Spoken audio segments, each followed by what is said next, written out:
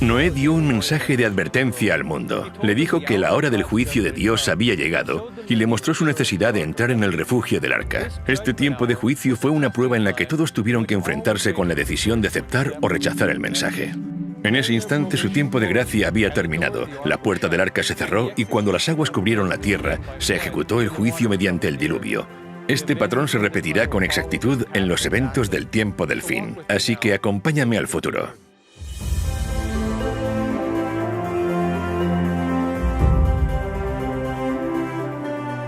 Soy Jeff Reich, el presentador. Estoy caminando sobre una línea de tiempo que abarca todo el largo de este estadio de fútbol. Cada pulgada de este campo representa un año. Como podéis ver, esta línea de tiempo realmente nos ayuda a tener una mejor perspectiva. Anteriormente vimos como una profecía del libro de Daniel predijo el año exacto en que volveríamos a vivir los días de Noé, el comienzo del tiempo del fin. Vimos cómo esa profecía de 2300 días comenzó en el año 457 a.C. con el decreto de Artajerjes y cómo un día simbolizaba un año, así que abarcaba 2300 años.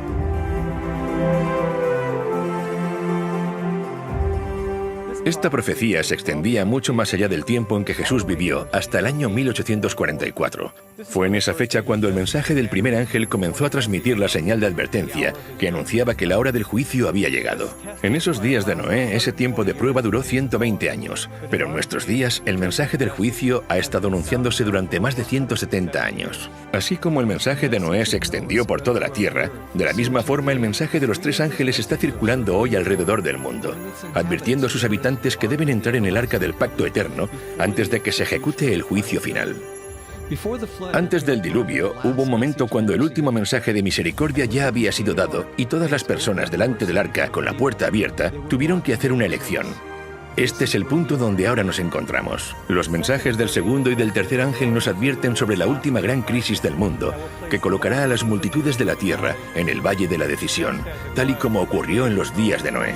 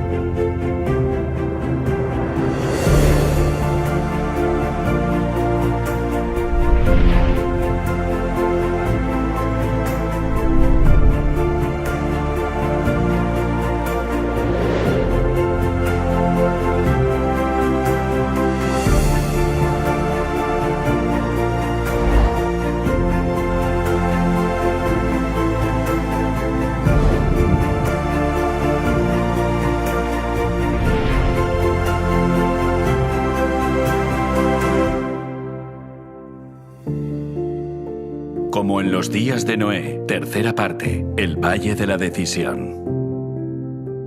Muchos pueblos en el Valle de la Decisión, porque cercano está el día de Jehová en el Valle de la Decisión. La predicación de Noé habla de un día de juicio, un día para decidir si quieres estar dentro o fuera del arca. Debes hacer tu elección. Noé fue un pregonero de justicia y al predicar y decir que en realidad el único camino que funciona es obedecer la ley de Dios, por contraste estaba condenando, por así decirlo, a los falsos sistemas de adoración. Pero lo que estaba claro es que la mayor parte de la población no estaba cómoda con los requisitos de Dios, así que los adaptaron a su conveniencia. En los días de Noé, debido a la idolatría existente y a la proliferación por todo el mundo de un sistema falso de adoración, la gente estaba dispuesta a rechazar la invitación para entrar en el arca. En nuestros días, los innumerables sistemas de adoración cosecharán un resultado similar, el rechazo del pacto eterno. Pero Dios no dejará que nadie que desee conocer la verdad sea engañado. Tanto su misericordia como su justicia demandan una clara distinción entre la verdad y el error, para que todos puedan tener la luz suficiente para tomar su decisión. Es así como el verdadero buscador de la verdad puede desechar por sí mismo el error, y aquellos que escojan no hacerlo no tendrán ninguna excusa. Con este propósito, Dios envía el mensaje del segundo ángel.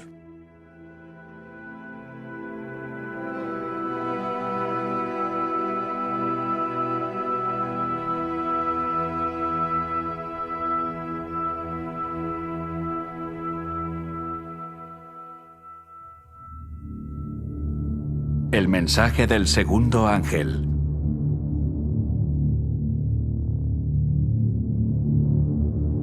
Otro ángel le siguió diciendo: ha caído Babilonia, la gran ciudad, porque ha hecho beber a todas las naciones del vino del furor de su fornicación.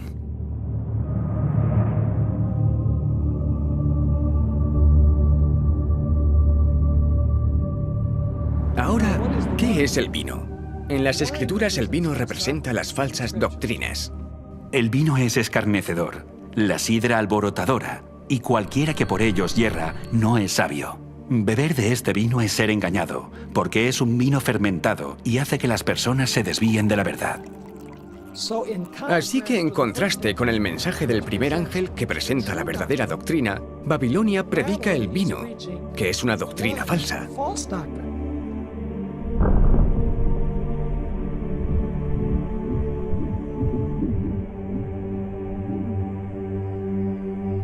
La oscuridad de la noche nos oculta de la vista la verdad sobre el mundo que nos rodea. La confusión, al igual que la oscuridad, nos ha ocultado la verdad sobre el carácter de Dios. Las doctrinas e ideas falsas son como los árboles del bosque que cambian con las estaciones. Se mecen con el viento, crecen y caen a lo largo de los siglos. Existe solo una manera de disipar la oscuridad, y es con luz.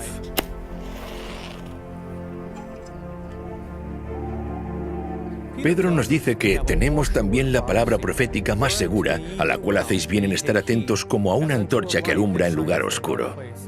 Y a la luz de estas profecías, somos capaces de identificar este sistema llamado Babilonia.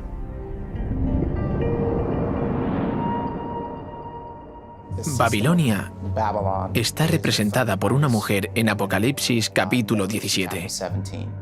Y me llevó en el espíritu al desierto, y vi a una mujer sentada sobre una bestia escarlata llena de nombres de blasfemia, que tenía 7 cabezas y 10 cuernos. Los primeros 3 símbolos que nos ayudan a identificar a Babilonia son la mujer, la bestia y las 7 cabezas. Para poder entender correctamente estos símbolos debemos permitir que la Biblia los defina por nosotros. Esto es lo que Dios tiene que decirnos acerca del símbolo profético de una mujer. Destruiré a la bella y delicada hija de Sión. Sión fue el nombre dado al pueblo de Dios. También lo leemos en Isaías. Y diciendo a Sión: pueblo mío eres tú. Así que en el Antiguo Testamento, Dios utiliza el símbolo de una mujer para representar a su pueblo. En el Nuevo Testamento también se usa la alegoría de una mujer para representar al pueblo de Dios que conforma su iglesia. Por esto dejará el hombre a su padre y a su madre, y se unirá a su mujer, y los dos serán una sola carne. Grande es este misterio, mas yo digo esto respecto de Cristo y de la iglesia.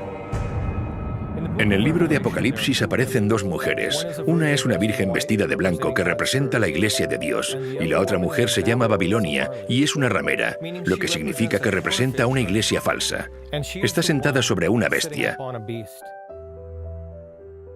Una vez más, dejemos que la Biblia interprete sus propios símbolos y vayamos al libro de Daniel para definir lo que simboliza la bestia. La cuarta bestia será un cuarto reino en la tierra. De acuerdo con el libro de Daniel, una bestia simboliza un reino o una nación.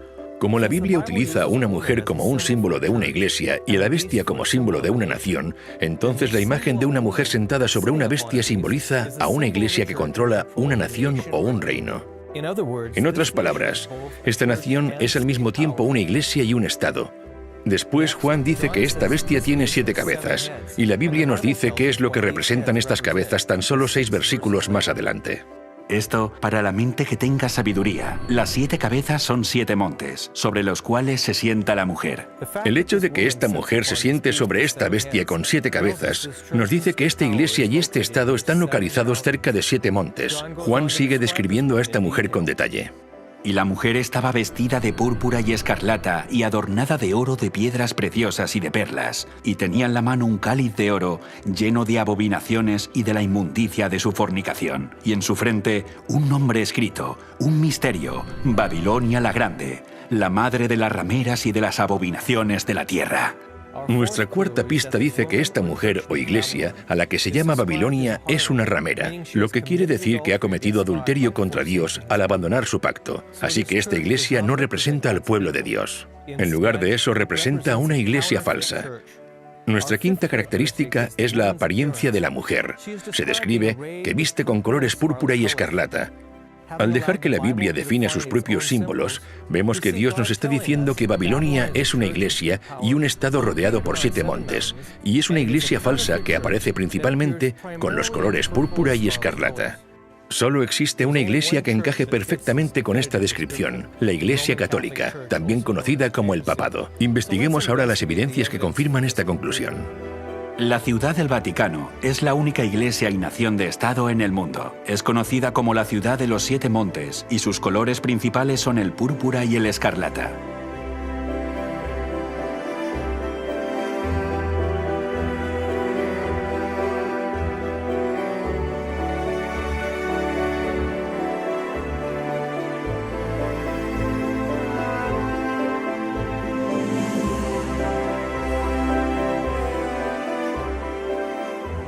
Durante la Reforma Protestante, muchos de los reformadores, incluyendo Thomas Cranmer, John Wesley, William Tyndale, John Wycliffe, Philip Melanchthon, Juan Hus, Martín Lutero y otros muchos, todos concluyeron que el papado era la ramera de Babilonia que aparecía en las Escrituras. Yo por mi parte quiero descargar aquí mi responsabilidad personal y actuaré conforme a mi conciencia. Por eso dirijo mi acusación contra el Papa y todos los papistas, que en verdad el papado no es sino el reino de Babilonia y el verdadero anticristo. Porque, ¿quién sino será el hombre de pecado, el hijo de perdición, que con sus enseñanzas y sus leyes multiplica los pecados y acrecienta el número de almas que se pierden, mientras que está sentado en la iglesia como si fuera un dios? Pues todo esto lo viene cumpliendo a la perfección la tiranía papal desde hace muchos siglos. La cautividad babilónica de la iglesia de Martín Lutero, página 197.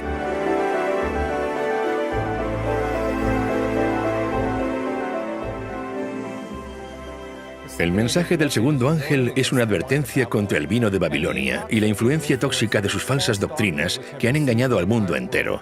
Sí, incluso al mundo cristiano. Este gran engaño no se produjo de un día para otro, sino sutilmente a lo largo de varios siglos.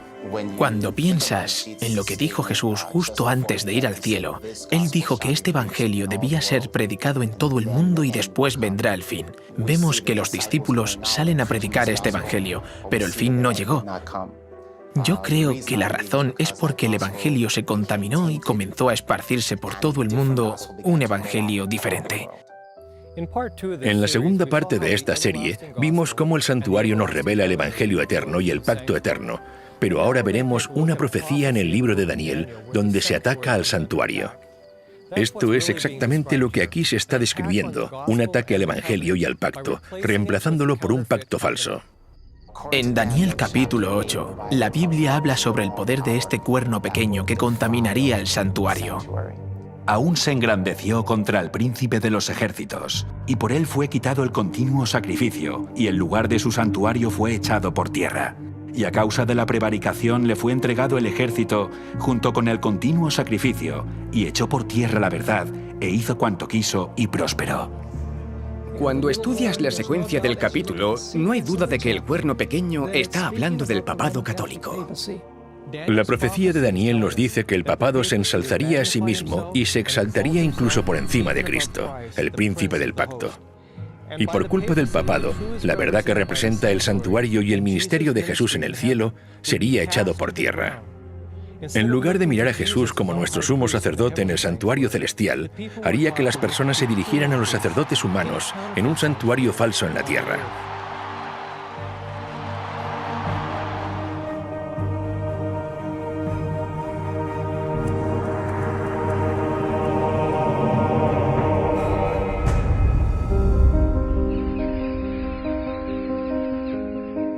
Así que encontramos que durante la Edad Media aparece en escena este poder creciente, que de hecho ataca cada una de las piezas del santuario y la verdad que representaban.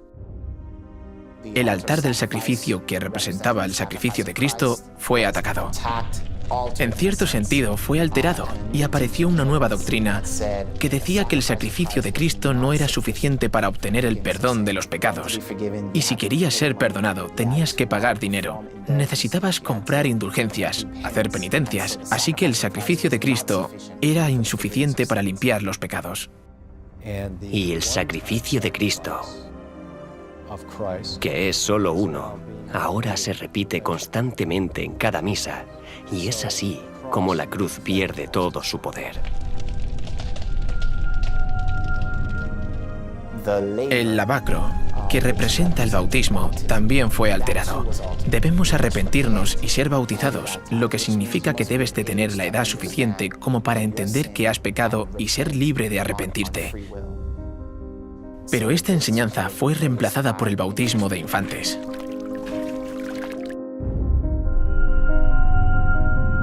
La mesa de los panes de la proposición representa la Biblia. La Biblia en la Edad Media fue arrebatada. Prohibimos también que se permita a los laicos tener los libros del Antiguo y Nuevo Testamento. Les prohibimos estrictamente que posean los libros mencionados en la lengua vernácula del pueblo. Los nobles de los distritos deben buscar a los herejes en sus hogares, chozas y bosques, e incluso sus refugios bajo tierra deben ser arrasados por completo. Papa Gregorio IX en el Concilio de Toulouse, 1229 después de Cristo. Cuando quitas la palabra de Dios, quitas la verdad de Dios. Haces que la gente caiga en la superstición y consideren que la tradición está por encima de la palabra de Dios. A la gente se le dijo que no podía leer la Biblia por sí misma. En lugar del pan de vida y según las Escrituras, debemos leer la Biblia. Ahora bien, alguien más tiene que interpretarla por nosotros. Y así se perdió de vista la verdad y la importancia de que la Biblia sea nuestro fundamento. El altar de incienso, que representaba la intercesión de Cristo en nuestro favor, fue aniquilado. Y en su lugar se estableció el confesionario, un espacio de 2 compartimentos divididos por una cortina, con un hombre sentado en el lugar de Dios, escuchando las confesiones de otros hombres. De esta forma se le decía a la gente: no puedes tener acceso directo a Dios, tienes que ir a los sacerdotes y confesar tus pecados a ellos. El sacerdote vino y se colocó entre el pecador y el Señor y dijo: no, tú debes ir a Dios a través de mí, necesitas confesarme a mí tus pecados. Y otra vez se levantan barreras entre el hombre y Dios. Simplemente se eliminó la opción de acudir individualmente a Dios de forma directa. El candelabro de 7 brazos representaba a la Iglesia. También fue atacado durante las persecuciones que ocurrieron durante este periodo de tiempo conocido como la Edad Media. También trató de suprimirse la testificación, y eso es lo que representa el candelabro, el testimonio. Cualquiera que discrepara con la enseñanza de esta Iglesia dominante o de este sistema dominante era perseguido, quemado en la hoguera, torturado de muchas formas diferentes para obligarles a obedecer el sistema. Hay muchas formas diferentes en las que el santuario es derribado. Después tenemos el lugar santísimo, donde está el Arca del Pacto. Allí es donde encontramos los 10 mandamientos, dentro del arca. La Biblia dice que este poder pensaría en cambiar tiempos y la ley. Daniel 7:25. La Reforma claramente enseñaba o predicaba con arrojo que veían cómo el poder papal decía tener el derecho de cambiar su ley como representante de Dios en la tierra. La Biblia dice: acuérdate del sábado para santificarlo. Y la Iglesia Católica lo contradice: por mi divino poder anulo el sábado y te ordeno guardar el primer día de la semana. Y mirad, todo el mundo civilizado se postra en obediencia reverente a la orden de la Santa Iglesia Católica. La profecía predijo que la Iglesia Católica pensaría en cambiar los tiempos y las leyes, y que la Iglesia reconocería este hecho. El Papa tiene el poder de cambiar los tiempos, de abolir leyes y de dispensar todas las cosas, incluso los preceptos de Cristo. Cuando lees la teología de la Iglesia Católica, encuentras que el catecismo ha suprimido el 2.º mandamiento. No aparece.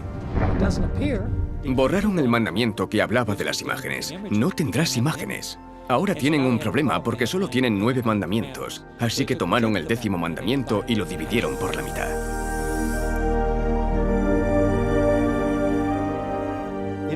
Además de aniquilar el santuario, cambiando las doctrinas y la ley, también eliminaron el sábado. Tomaron el 7º día de reposo, que es el sábado, y dijeron, por el poder y la autoridad de la Iglesia, hemos cambiado ese día al domingo, el primer día de la semana. Enfatizando el cambio de este mandamiento, un sacerdote católico en 1903 dijo lo siguiente: Es correcto que recordemos a los presbiterianos, bautistas, metodistas y al resto de cristianos que la Biblia no apoya en ningún lugar su observancia del domingo. El domingo es una institución de la Iglesia Católica, y aquellos que observan este día observan un mandamiento de la Iglesia Católica. En los tiempos de la Iglesia cristiana primitiva, generalmente se entendía que guardar el sábado era parte de la vida cristiana. Y ahora se les decía que no, que el primer día de la semana es el nuevo día de reposo impuesto por la Iglesia Católica, porque ella misma dice tener el poder de hacerlo. El camino seguro siempre es el camino de las Escrituras. Si Dios dijo algo y me dejo convencer por alguien de que Dios no lo dijo así, ¿quién sería entonces el culpable? Yo soy el culpable. La idea de que el día de reposo de Dios ha cambiado es absurda cuando piensas que es el único mandamiento que empieza con la palabra recuerda.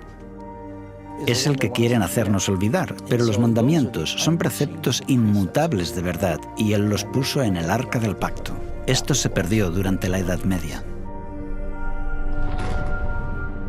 A través de los siglos, el santuario y las verdades que representaba fueron echadas por tierra. En otras palabras, fueron anuladas porque la verdad sobre el ministerio de Jesús en el cielo fue falsificado por estas falsas doctrinas de la Iglesia Católica. Hay muchas más enseñanzas falsas que conforman el vino de Babilonia, pero hay una que ataca directamente en el mismo centro del Evangelio. Es la que está relacionada con el pacto que Dios estableció con su pueblo. Jesús usó vino puro sin fermentar como un símbolo de su pacto, mientras que la Biblia describe el pacto falso de Babilonia como un vino fermentado. Cuando Jesús, en el Nuevo Testamento, establece la última cena con los discípulos, les da pan y dice, «Esto es mi cuerpo, que por vosotros es partido». Y después les da el vino, que es zumo de uva, y dice, «Esta es la sangre del pacto», o lo que es lo mismo, el nuevo pacto. Jesús dijo, «Esta es mi sangre del nuevo pacto». El vino simboliza el nuevo pacto. ¿Cuál es el nuevo pacto? Dios dice, pondré mis leyes en la mente de ellos, y sobre su corazón las escribiré. Cuando Babilonia ofrece este vino falso, están ofreciendo un pacto falso. Este vino está adulterado, y de acuerdo a Proverbios 31, la Biblia dice que no es de los reyes beber vino o bebidas fuertes, no sea que bebiendo olviden la ley. Así que este vino está fermentado, es impuro. Y beber de este vino te hace olvidar lo que Dios había ordenado recordar.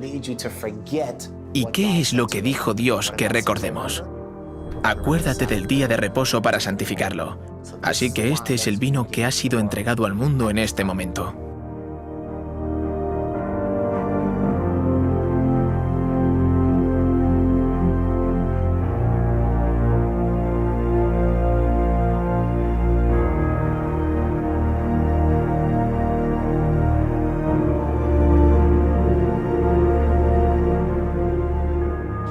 Vemos que cada pieza de mobiliario, incluyendo la ley de Dios, fue eliminada. Todo lo que la Biblia dice que este poder haría, lo hizo durante el tiempo asignado a este poder. Así es como se rechazaron por completo todas de las verdades representadas en el santuario. Así que todo el santuario, desde la puerta hasta el lugar santísimo, había sido corrompido y necesitaba ser restaurado.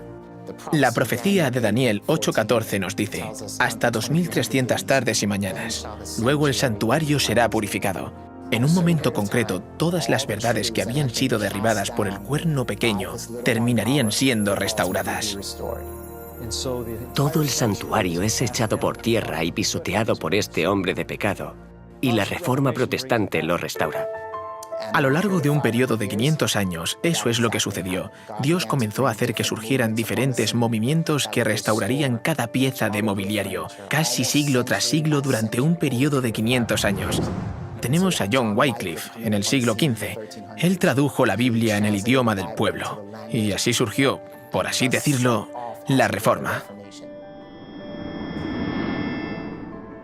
Martín Lutero nace en el siglo XV. Comienza la Reforma protestante en el siglo XVI. Y en esencia restaura la verdad de que el sacrificio de Cristo es suficiente para el perdón de los pecados. No necesitas pagar dinero, no tienes que hacer penitencia. Es por la fe en su sacrificio en nuestro favor que somos perdonados de nuestros pecados. Juan Calvino aparece en el siglo XVI. Es el fundador del movimiento presbiteriano. Para Calvino la oración es muy importante. Escribió extensamente sobre la oración. Básicamente enseñó que no necesitas ir a los sacerdotes para dirigirte a Dios. Puedes comunicarte con el trono de Dios personalmente. En el siglo XVII, John Smith y Roger Williams son los fundadores del movimiento bautista. Y su mensaje especial es la restauración del modelo verdadero de bautismo. Debes arrepentirte y después ser bautizado. No puedes ser rociado. El verdadero bautismo es un símbolo de estar totalmente sumergido, totalmente enterrado y totalmente renovado a la vida. Así que el movimiento bautista restaura el modelo verdadero de bautismo. En el siglo XVIII aparece en escena John Wesley.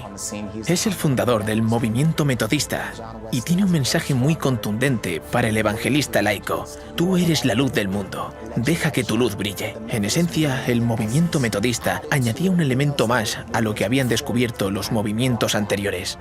Añade este elemento de evangelismo. Sal y deja que tu luz brille. Así que para el siglo XIX aún falta una pieza de mobiliario por restaurar. Es el Arca del Pacto, específicamente el descanso del séptimo día, el sábado. Fue en ese siglo cuando Dios levanta el movimiento adventista del séptimo día, que se enfocaría específicamente en la ley de Dios y el mandamiento que fue pisoteado, el día de reposo del séptimo día.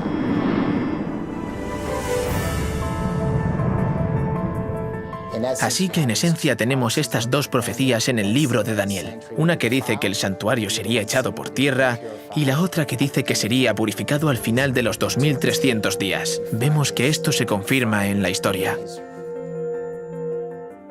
El hecho de que este Evangelio eterno sea predicado de nuevo en 1844 significa que todas las cosas que habían sido alteradas e interrumpidas en el verdadero Evangelio fueron totalmente restauradas en 1844. Al mismo tiempo que el Evangelio es completamente restaurado y otra vez comienza a predicarse, comienza también el juicio. Así que este mensaje también se predica. Es un mensaje acerca del fin de los tiempos. Y es un mensaje que prepara el mundo para la venida de Cristo. Igual que Noé invitaba a la gente a entrar en el arca y diferenciarse de la mayoría, Dios, en los últimos días, está invitando a que la gente rechace las falsas enseñanzas de Babilonia. Y oí otra voz del cielo que decía: «Salid de ella, pueblo mío, para que no seáis partícipes de sus pecados, ni recibáis parte de sus plagas». Salid de ella, pueblo mío. Salid de lo falso y entrad a lo verdadero.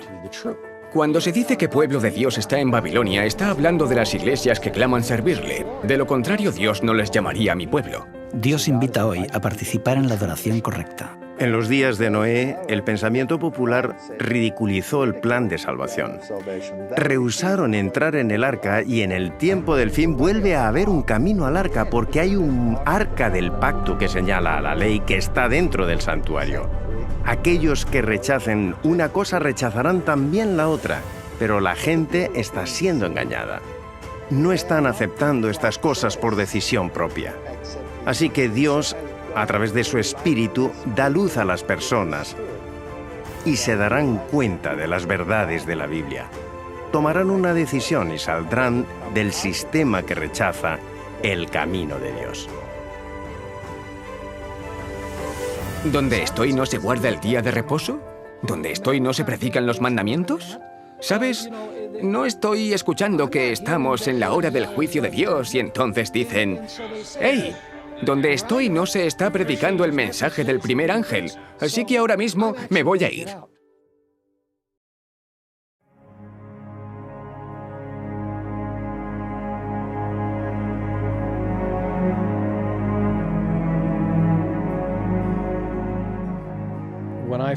La primera vez que escuché este mensaje, que la denominación a la que pertenecía era Babilonia, y que ese era un método falso de alabanza, me asustó y me salí de la Iglesia Católica. Conocí a mucha gente buena que estaba dentro de la Iglesia Católica, pero cuando vi que sus enseñanzas eran contrarias a la Escritura, no tuve elección. Como ser humano racional reflexioné y dije, bueno, la única conclusión lógica es seguir lo que Dios ha dicho en la Biblia, no la tradición de los hombres. Fue muy difícil porque toda mi familia era católica y lo siguen siendo hasta el día de hoy. Y esto es lo que necesitamos hacer que la gente conozca que Babilonia ha caído. Ha caído 2 veces. Y no solo el catolicismo romano, sino también las hijas de la ramera que son presentadas en Apocalipsis 17, porque ellas también se han convertido en una Babilonia espiritual. Y en su frente, un nombre escrito, un misterio. Babilonia la Grande, la madre de las rameras y de las abominaciones de la tierra.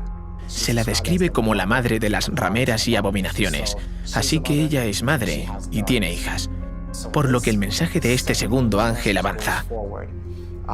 Creo que este mensaje habla de la madre de forma genérica, pero también se refiere a las hijas. Así que, ¿quiénes son las hijas? Son las iglesias protestantes que salieron de ella, que ya no protestan, que han rechazado el mensaje del primer ángel. Claramente, el mensaje del segundo ángel invita a que la gente salga de los sistemas religiosos donde no se pone en práctica el mensaje del primer ángel. Esto se refiere a las iglesias protestantes que han dado la espalda al mensaje del santuario, a la ley de Dios, al sábado. Babilonia ha caído, ha caído. Apocalipsis 18 lo retoma diciendo, «Salid de ella, pueblo mío». Así que hay una invitación para que el pueblo de Dios, que está en estas organizaciones caídas, salga de ellas, porque estos sistemas caídos están enseñando que hay otro camino para acceder al trono de Dios. Cuando solo hay un camino al trono de Dios, y es a través del patrón que se nos dio en el santuario.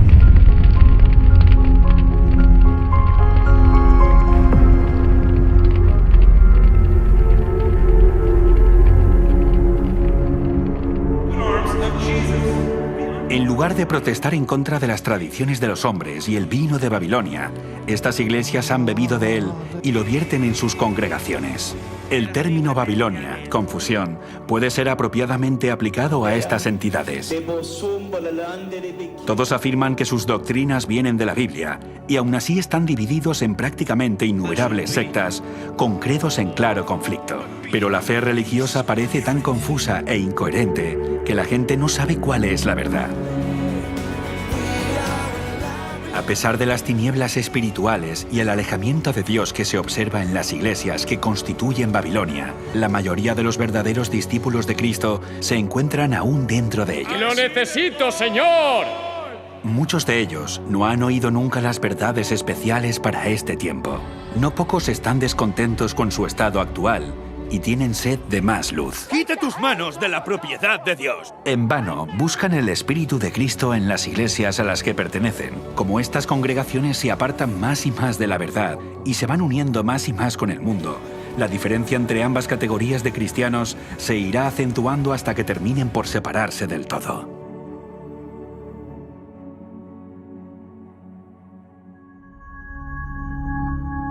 Recuerdo cuando descubrí este mensaje. Y tengo que decir que era una de esas personas que estaba en Babilonia. Era un pagano, pero la primera vez que fui a Jesús me uní a la típica iglesia evangélica y no hice esas cosas de las que estamos hablando. Y entonces, cuando escuché la verdad sobre el sábado y descubrí el mensaje de salir de Babilonia, fue una lucha. Fue doloroso. Creo que estuve algo enfadado porque me sentía engañado. Tal vez fueron sinceros, pero los maestros no compartieron el mensaje completo conmigo. Estaba frustrado. Vi a diferentes pastores y me pregunté, ¿por qué estamos guardando el primer día de la semana cuando la Biblia claramente dice que el séptimo día es el día de reposo? Creo que pregunté esto a 10 pastores diferentes y probablemente me dieron 11 o 12 respuestas diferentes. Entre ellos no se ponían de acuerdo. Inmediatamente eso me dijo que algo estaba mal. Por otro lado, también fue difícil porque todos mis amigos estaban en esas iglesias y tenía que tomar una decisión. ¿Estoy dispuesto a perder a mis amigos? Mi empleo también estaba en riesgo. Tuve que rechazar trabajos porque guardar el día de reposo significa que lo santificas. Ese día no trabajas. Pasé por diferentes pruebas tratando de mantener mi puesto, pero al final me fui y Dios proveyó. Él me bendijo y siempre que damos un paso de fe y lo seguimos, al final será lo mejor y Él bendecirá, hará milagros para nosotros.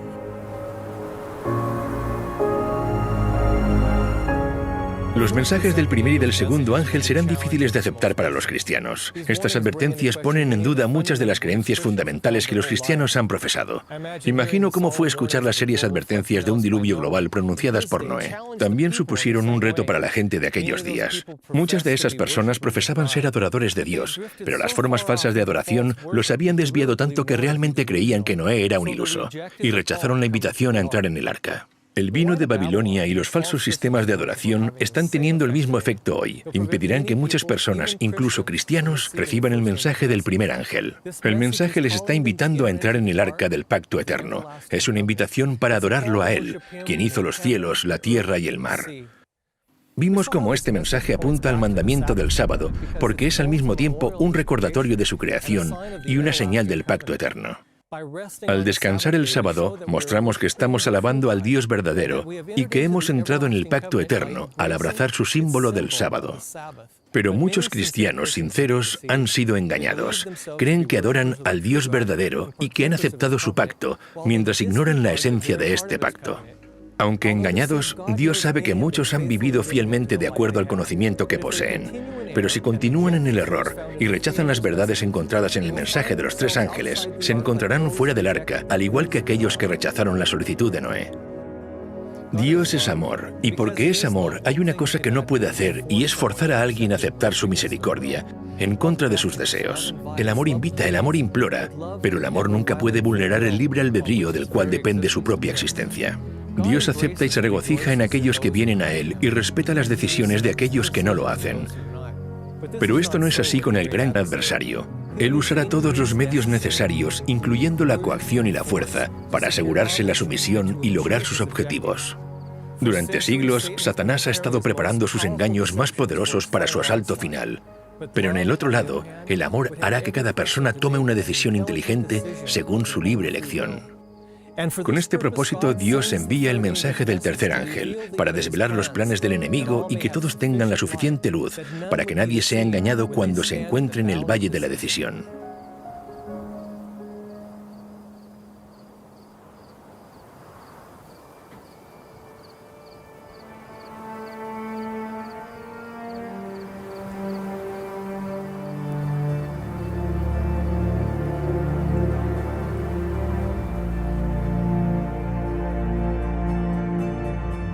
El mensaje del tercer ángel.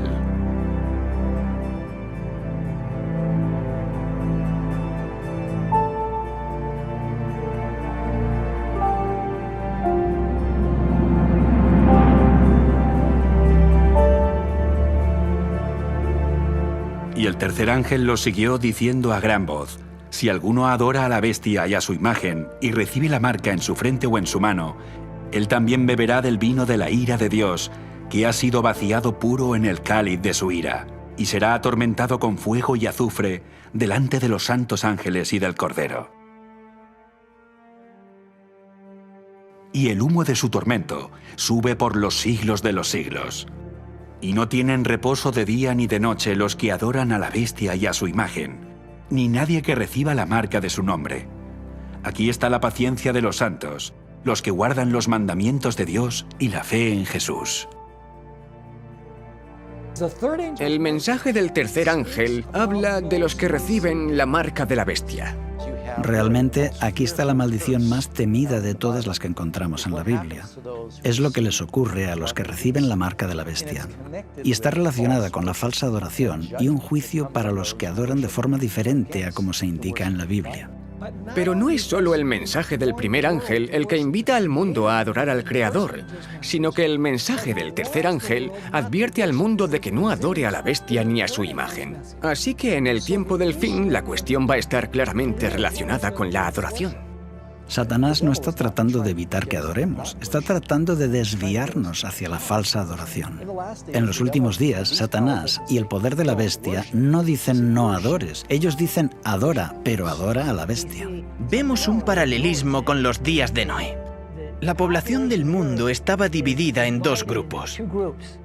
Por un lado, la mayoría, lamentablemente fuera del barco con la marca de la bestia, y la minoría dentro del barco con el sello de Dios. Incluso hoy la identidad de la bestia sigue siendo un misterio para la mayoría. La cultura popular ha hecho de estas profecías tema de innumerables películas y libros, y esto ha llevado a todo tipo de especulaciones, y al hacer esto ha mermado su significado. Ha hecho que se olvide su verdadero significado bajo un manto de confusión. La verdad es que podemos saber exactamente qué es la marca de la bestia. Después de todo, esa es la razón por la que Dios nos dio esta advertencia.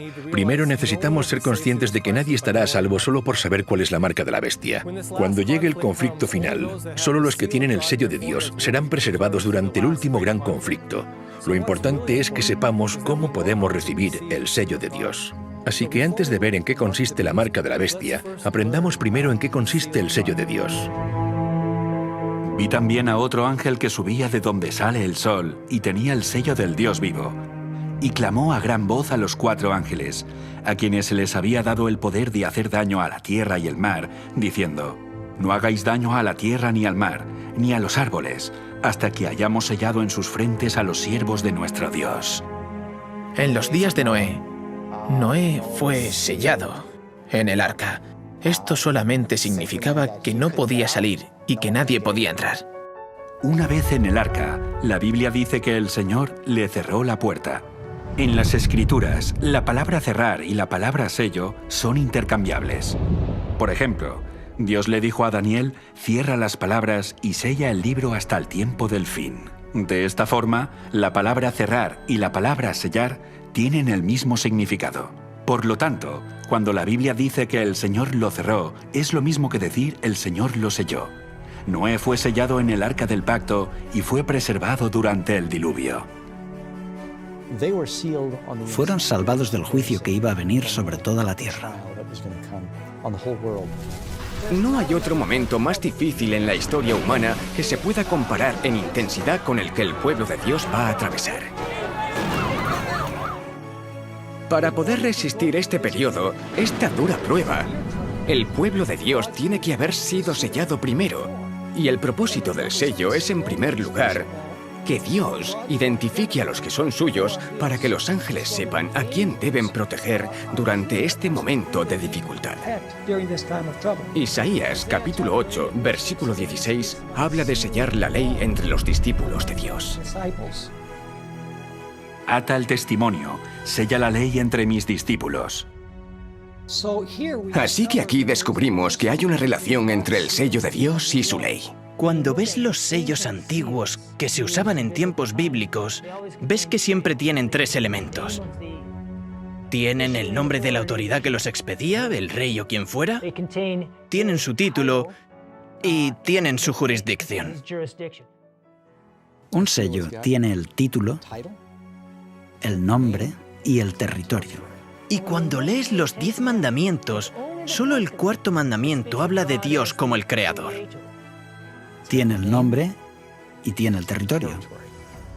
Su jurisdicción es ser el gobernador de los cielos y la tierra. Así que justo en el mandamiento del sábado encontramos el sello de Dios, y esto es algo único que identifica al que adoramos. Al igual que en los días de Noé, subirse al arca representaba que aceptaban todo el código moral de Dios, los 10 mandamientos, seguir la voluntad de Dios. En el tiempo del fin, guardar el sábado es la señal de que se aceptan todos los requisitos morales de Dios. El sello, de acuerdo con la Biblia, puede resumirse en ese mandamiento, el cuarto mandamiento. No porque ese mandamiento por sí mismo te salve, sino porque ese mandamiento da autoridad a toda la ley. Sin el cuarto mandamiento, el resto del decálogo podría ser las leyes de cualquiera. Pero este es el Señor, tu Creador. Eso es lo que le da el sello de autoridad a toda la ley.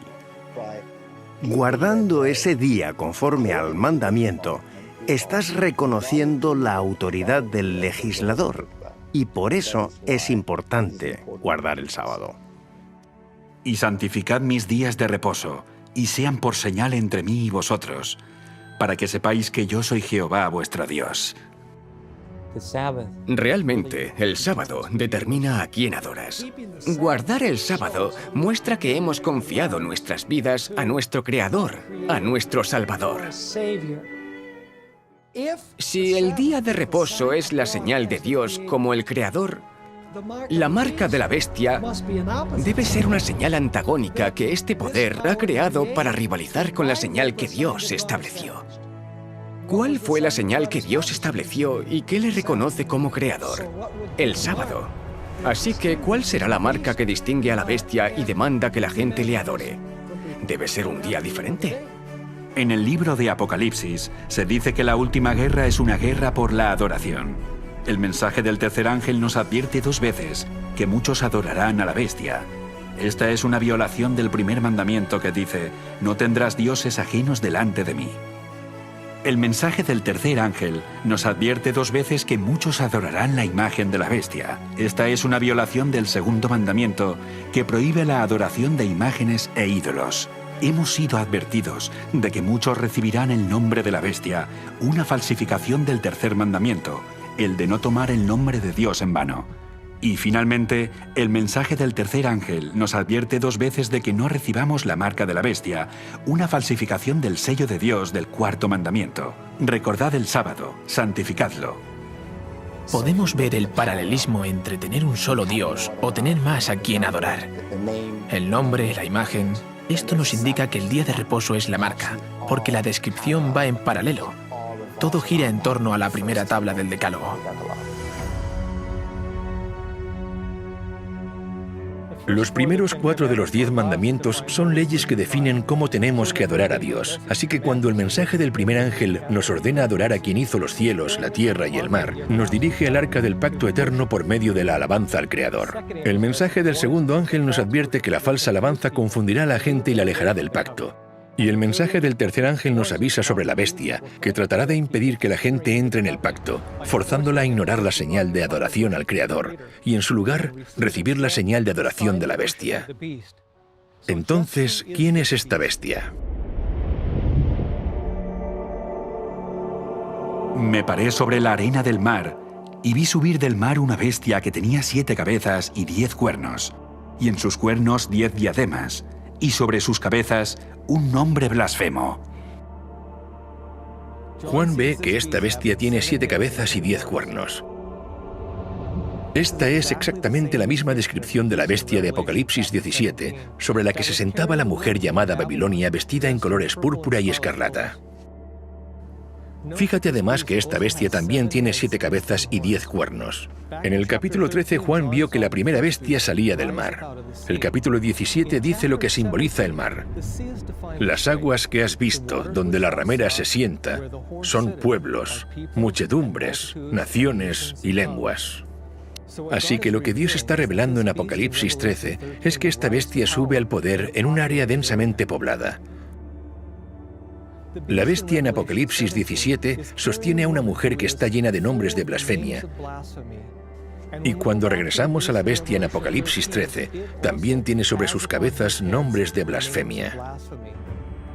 Las descripciones de estas 2 bestias coinciden porque ambas representan al mismo poder. La bestia que Juan vio levantarse del mar es la misma bestia sobre la que estaba la mujer llamada Babilonia y que ya vimos que representa al papado de la Iglesia Católica.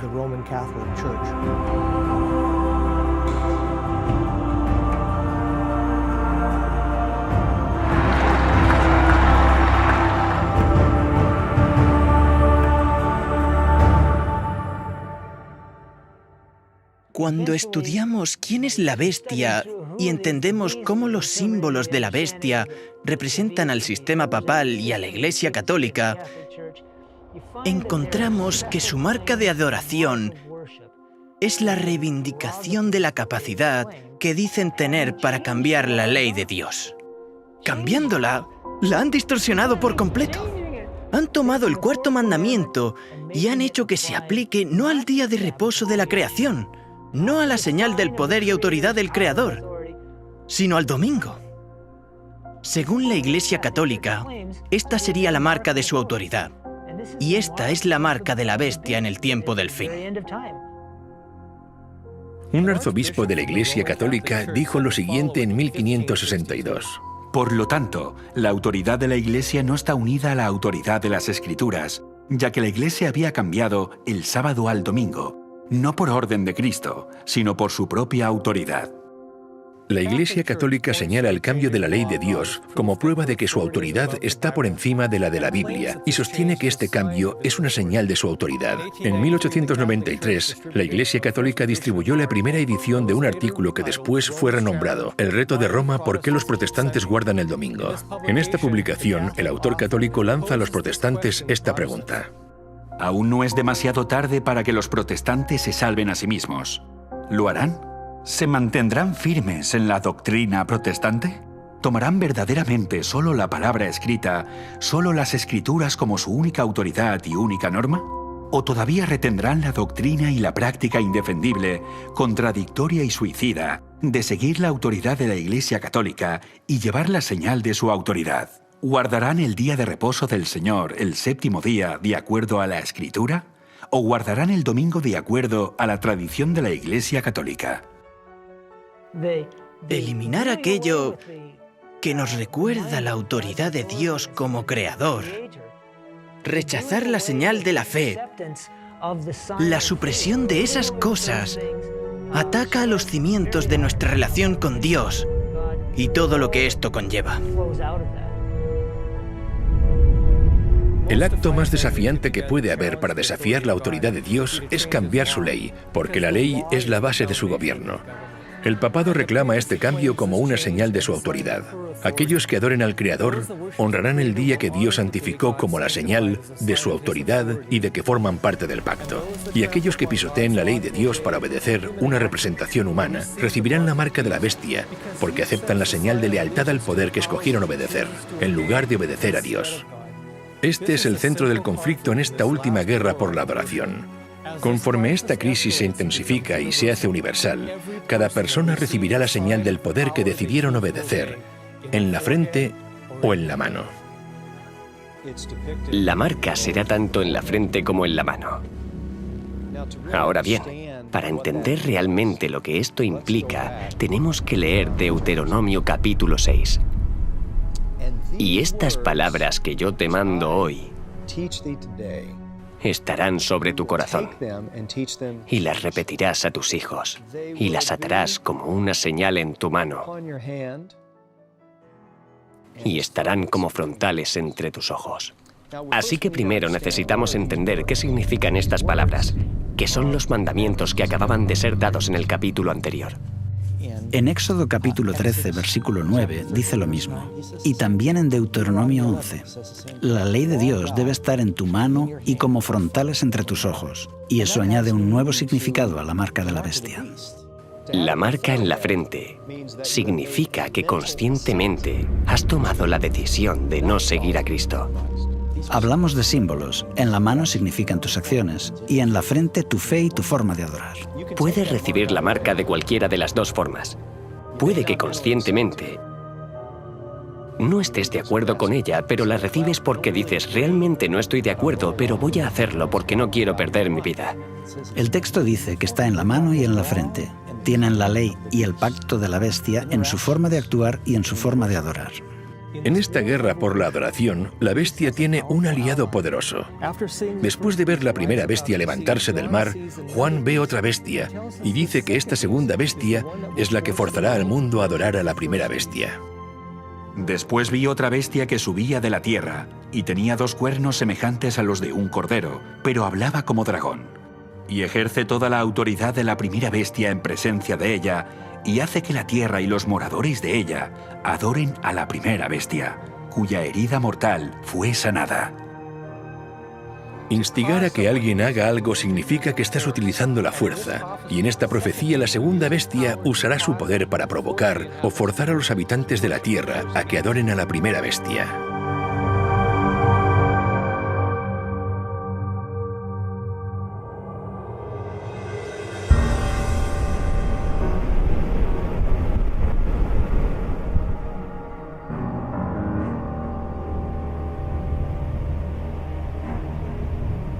La primera bestia salió del mar, y ya vimos cómo la Biblia utiliza el mar como un símbolo para representar un área densamente poblada de personas, multitudes, naciones y lenguas.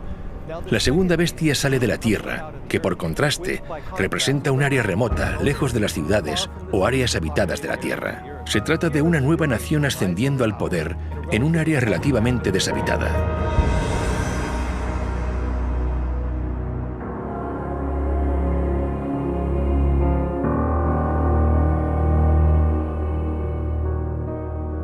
Además, esta bestia tiene 2 cuernos como los de un cordero. A través de la Biblia vemos que el cordero es un símbolo que representa a Jesús, el Cordero de Dios. Así que cuando se describe la segunda bestia con 2 cuernos como los de un cordero, estaríamos buscando sin equivocarnos a una especie de nuevo Cristo o a una nación cristiana ascendiendo al poder en un área deshabitada. Sin lugar a dudas, hay solo una nación que cumple estos requisitos. Y no es mera coincidencia que a menudo se la considere la nación más poderosa e influyente del mundo, los Estados Unidos de América. Los padres fundadores de esta nueva nación profesaban creer en el Dios de la Biblia cuando declararon: «Consideramos estas verdades evidentes por sí mismas que todos los hombres han sido creados iguales. El Creador les ha concedido ciertos derechos inalienables.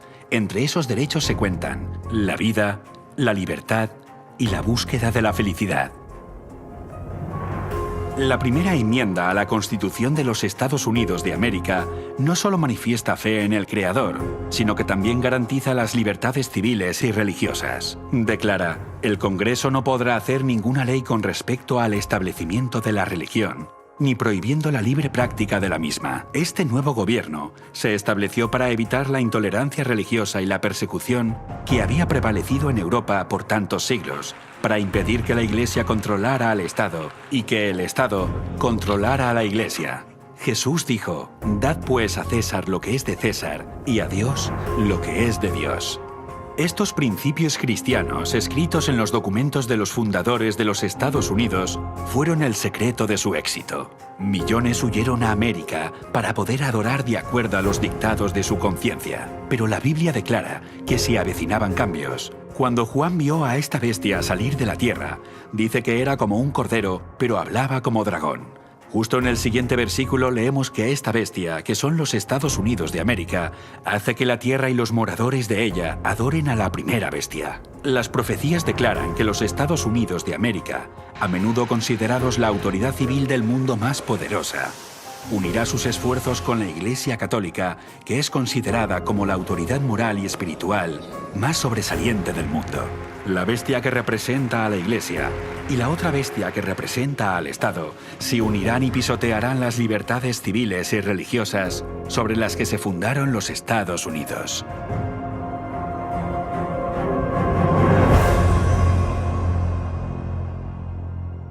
En el tiempo de Cristo y los apóstoles, miles de personas abandonaron la religión de los saduceos y los fariseos, a los que Jesús había declarado corruptos, para formar parte del cuerpo de Cristo, la Iglesia del Nuevo Testamento. Los líderes religiosos apelaron al poder político para perseguirlos.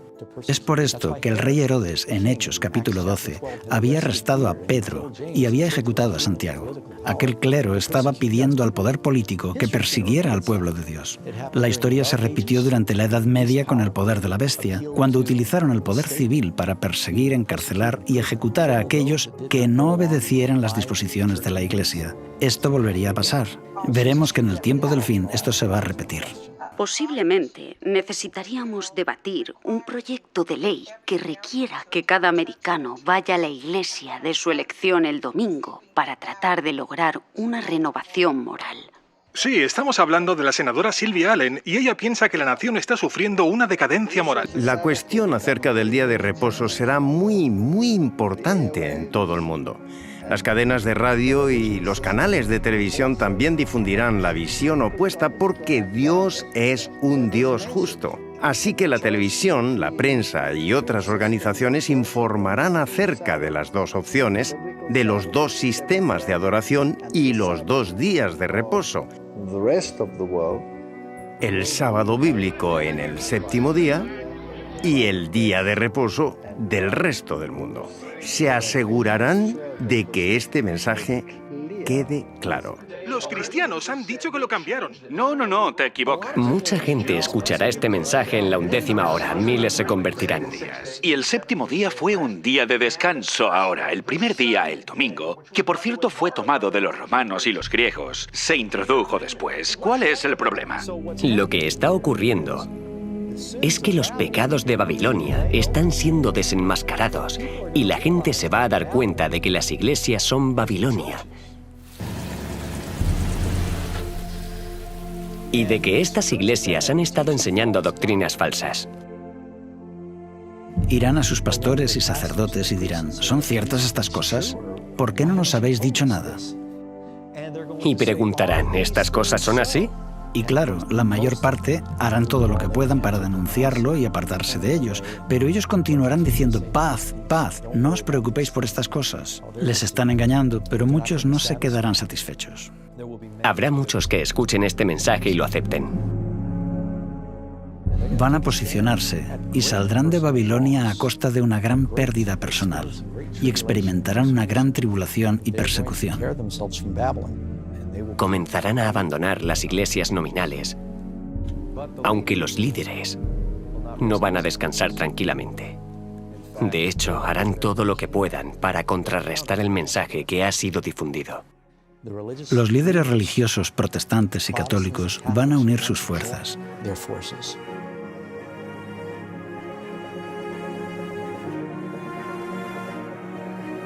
Probablemente habrá una gran confusión financiera en el mundo. Tal vez desastres naturales. Dirán que todas estas calamidades están ocurriendo porque estas personas son unos rebeldes, siguen su propia interpretación de la Biblia y apelarán al poder civil. Estos líderes de la Iglesia, estos líderes protestantes, se unirán al Estado y formarán una imagen de la bestia. La Iglesia y el Estado se darán la mano. Sé que suena imposible en un país con la primera enmienda, donde el Congreso no puede crear leyes estableciendo una religión o prohibiendo el libre ejercicio de ella. Pensamos, ¿cómo puede llegar a ocurrir esto en los Estados Unidos de América? Apocalipsis 13, versículos 11 al 18, nos dice que está llegando el día cuando esto ocurra. También hace grandes señales, de tal manera que aún hace descender fuego del cielo a la tierra delante de los hombres. Y engaña a los moradores de la tierra con las señales que se le ha permitido hacer en presencia de la bestia, mandando a los moradores de la tierra que le hagan imagen a la bestia. Cuando dice que los Estados Unidos dirán al mundo que deben hacer una imagen de la bestia, está diciendo que deben imitar el sistema papal, creando un gobierno de iglesia y Estado. Las iglesias líderes de los Estados Unidos se unirán en puntos comunes de doctrina y juntas harán que el gobierno imponga sus decretos.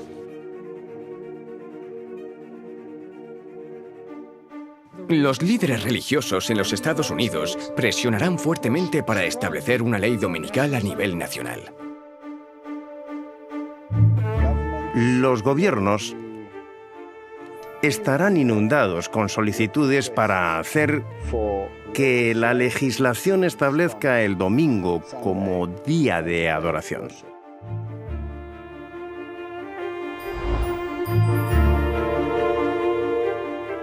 Esto terminará derivando en una ley dominical en todo el mundo.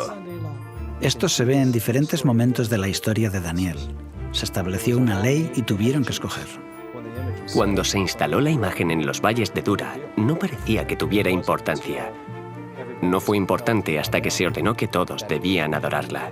¿Obedezco a la ley del Estado, me postro y adoro a la imagen de oro? ¿O obedezco la ley de Dios y permanezco en pie cuando todos los demás se han postrado? Satanás quería que desobedecieran a Dios. Después de negarse, está el decreto de muerte.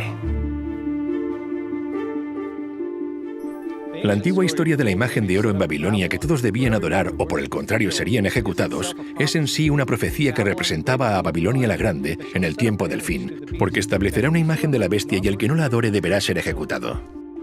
Y que ninguno pudiese comprar ni vender, sino el que tuviese la marca o el nombre de la bestia, o el número de su nombre. Imagina que desde este momento en adelante no se te permitiera comprar ni vender, sin comida, ni ropa, ni agua. ¿Cuánto tiempo aguantarías? El propósito de esta ley es obligar a aquellos que obedezcan la ley de Dios a perecer como marginados de la sociedad o a rendirse y recibir la marca de la bestia. El ridículo, la persecución y la severidad del castigo irán en aumento hasta que finalmente derivará en la pena de muerte. Y se le permitió infundir aliento a la imagen de la bestia, para que la imagen hablase e hiciese matar a todo el que no la adorase. ¡Alto, policía! ¡Policía! ¡Ya habéis ¡Vamos, oído! póngase ahí! ¡Vamos! ¡No se mueva! ¡Al suelo! ¡Vamos, vamos, al suelo! Y la Iglesia instigará a que aquellos que no obedezcan esta ley sean perseguidos. La presión política va a ser aplicada de tal forma que usarán el poder militar y policial para perseguir a aquellos que crean en la verdad bíblica. Muchos antes del final, en el fin del tiempo de gracia, perderán sus vidas o serán llevados a prisión. El problema del mundo es lo que lo controla. Hay solo una minoría que tiene el mensaje de fe en la justicia de Dios. Es el mensaje de Noé y es un mensaje de esperanza. Es un mensaje de salvación, pero también es un mensaje de juicio. La elección final es del hombre, que debe decidir entre la ley dada por Dios y la ley dada por el hombre. Y el catolicismo dice exactamente lo mismo. Dice que la decisión está entre el sábado bíblico y el día de reposo papal.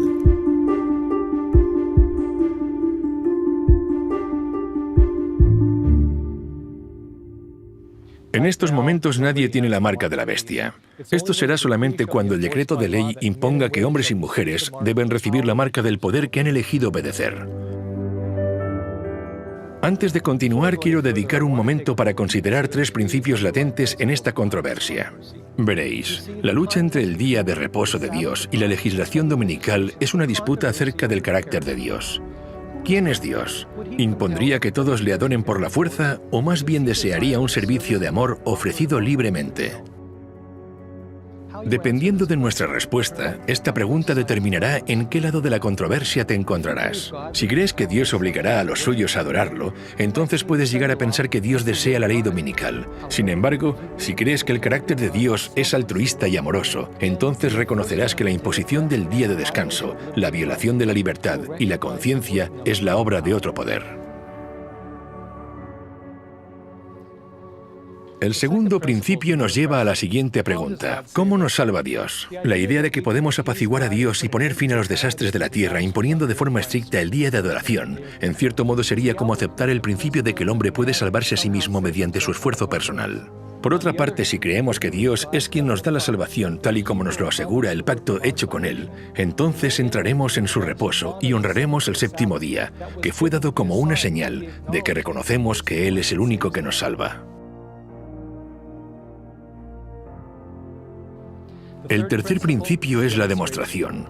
Es en las crisis donde se revela el verdadero carácter, y cuando el conflicto final envuelva al mundo, todos manifestarán el carácter que han cultivado. Unos revelarán el carácter altruista de Dios al sacrificar sus vidas para ayudar a salvar a otros, mientras que otros revelarán el carácter egoísta del adversario al sacrificar las vidas de otros para salvarse ellos mismos.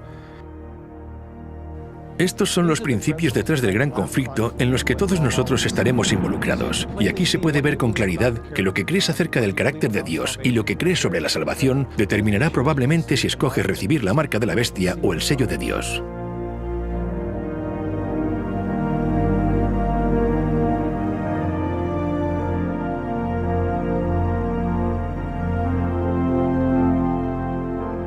Ahora mismo el mensaje de los tres ángeles está anunciando la hora del juicio final, advirtiéndonos de los eventos que rodean el cumplimiento del juicio que está por llegar. No sabemos cuándo tendrán lugar los eventos, no sabemos el año exacto, pero sea cuando sea, sabemos que sucederán pronto y sobrevendrán rápidamente. Veamos un panorama detallado de estos eventos finales. Ahora mismo los eventos que ocurren en el mundo están confluyendo para suscitar la crisis de la marca de la bestia, tal y como la Biblia lo predijo. Y será entonces cuando se agote el tiempo de prueba, seguido por la ejecución del juicio y la segunda venida de Cristo. En los días de Noé, el mundo entero se encontraba en el valle de la decisión, pero cuando todos habían tomado su decisión de aceptar o rechazar el refugio del arca, la puerta de la misericordia se cerró. En ese momento, su decisión fue sellada. Todos habían elegido aceptar o rechazar la invitación para entrar en el refugio del pacto eterno, y muy pronto la puerta se volverá a cerrar de nuevo para siempre.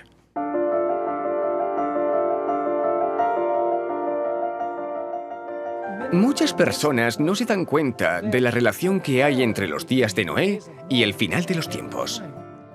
No tanto por la propia destrucción y la crueldad que existía en el mundo, sino que el verdadero paralelismo se encuentra en el momento en que la puerta se cierre.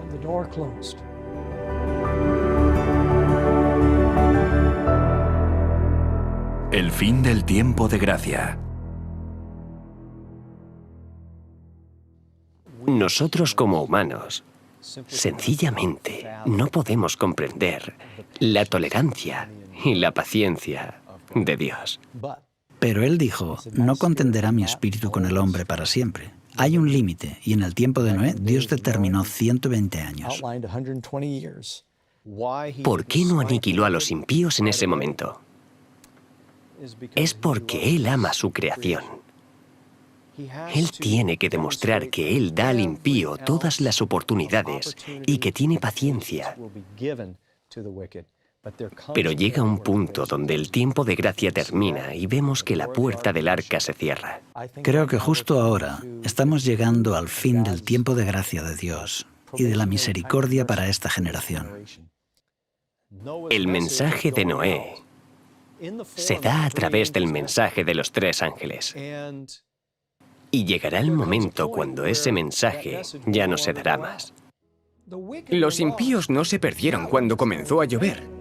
Se perdieron cuando la puerta se cerró. Entonces Noé se salvó. Él fue sellado, pero el destino de los que quedaron fuera estaba ya fijado. Pero la gente no lo sabía. Vieron que la puerta se cerró, pero se burlaban de Noé, sin darse cuenta de que ya no tenían oportunidad de salvarse. Aunque el tiempo de gracia había terminado, el hombre estaba todavía en la tierra. En el tiempo del fin volverá a haber un momento cuando la gracia se haya terminado, pero el hombre esté aún en la tierra. El juicio se ha terminado. El juicio hace que una nación, un pueblo, sea destruido. Pero aún no se ha ejecutado la sentencia. Esto es lo que sucederá en el tiempo del fin. Muchos cristianos creen que la posibilidad de salvación terminará después de que Jesús regrese. Pero el hecho de que la puerta se cerrara en el tiempo de Noé nos muestra que esto no es verdad. La puerta de la salvación se cerrará antes de la segunda venida y leemos esto en Apocalipsis capítulo 22. El que es injusto, sea injusto todavía. El que es inmundo, sea inmundo todavía. Y el que es justo, practique la justicia todavía. Y el que es santo, santifíquese todavía.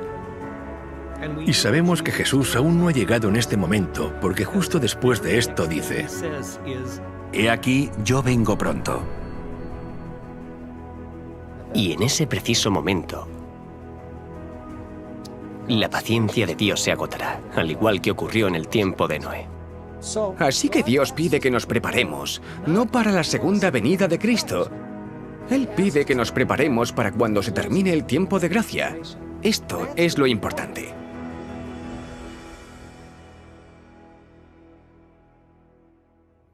En estos momentos, el veredicto de nuestro caso aún está siendo investigado en el juicio celestial, porque la puerta al refugio del pacto eterno aún está abierta, y esa puerta es Jesús.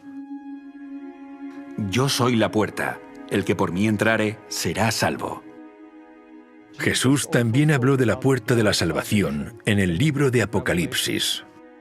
He puesto delante de ti una puerta abierta, la cual nadie puede cerrar, aunque tienes poca fuerza. La razón por la que Noé no cerró la puerta del arca es porque representaba la puerta de la salvación y ningún hombre podía cerrar esta puerta. Imagina la fe de Noé al haber preparado un arca durante 120 años, sabiendo que no tenía forma de cerrar la puerta. Él confió en que Dios cumpliría su promesa, y es así como ocurrió en los días de Noé, porque leemos que Jehová le cerró la puerta. Cuando el juez golpea con su mazo, el caso está cerrado y la investigación ha terminado. De la misma forma, el cierre del arca mostró que el caso de cada individuo había sido determinado. Todos habían escogido aceptar o rechazar la promesa de misericordia. Para entender cómo Dios cerró la puerta de la salvación al final de los tiempos, necesitamos abrir nuestro libro de texto, El Santuario, y veremos cómo Jesús, en este momento, está manteniendo la puerta abierta. Porque no entró Cristo en el santuario hecho de mano, figura del verdadero, sino en el cielo mismo, para presentarse ahora por nosotros ante Dios. Él está en la presencia de Dios. Está allí como nuestro mediador. En estos momentos tenemos un mediador que está intercediendo. Él vive para interceder por nosotros. Un día la intercesión terminará y Él se marchará. El sumo sacerdote saldrá del lugar santísimo. El incensario será derribado. En este momento, no hay más mediador. Y por lo tanto, no puede haber más perdón de los pecados. Cristo es el que murió, más aún, el que también resucitó, el que además está a la diestra de Dios, el que también intercede por nosotros. Jesús es nuestro defensor en el tribunal celestial, y su intercesión ante el Padre suplicando para nosotros por los méritos de su sangre hace posible la misericordia. Esto significa que cuando Jesús deja la presencia del Padre, la humanidad ya no tendrá más un mediador, y la puerta de la misericordia se cerrará.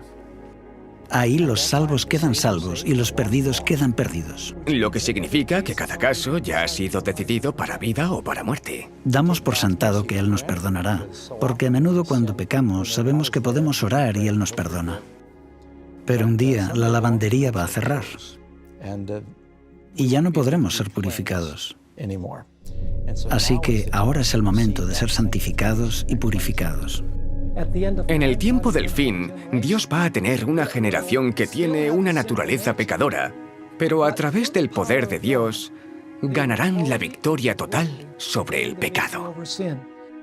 Vi también como un mar de vidrio mezclado con fuego, y a los que habían alcanzado la victoria sobre la bestia y su imagen, y su marca y el número de su nombre, en pie sobre el mar de vidrio con las arpas de Dios. Son llamados los 144.000 los santos que viven cuando Jesús viene. Ellos van a desarrollar un carácter como el de Jesús. Dicho de otra forma, van a desarrollar un carácter de victoria sobre el pecado.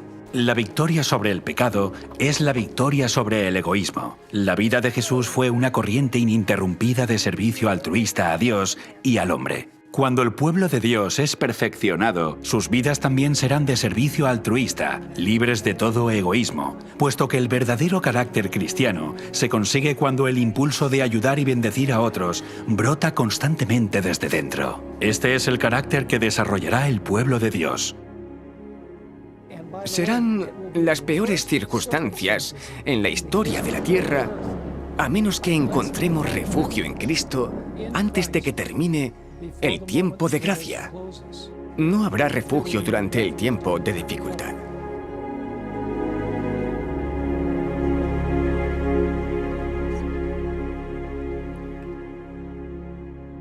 La Biblia dice que Satanás es el acusador de los hermanos, pero Jesús está en la presencia de Dios para defendernos.